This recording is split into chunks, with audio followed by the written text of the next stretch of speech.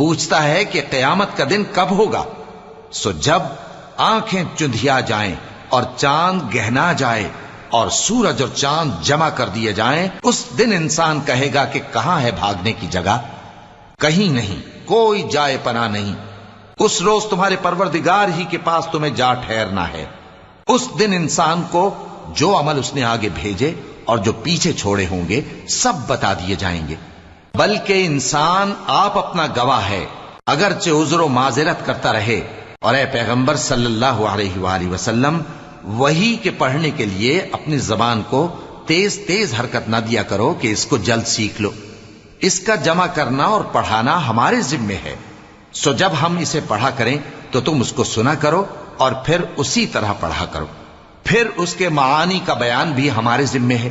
مگر لوگو، تم دنیا کو دوست رکھتے ہو اور آخرت کو چھوڑے دیتے ہو۔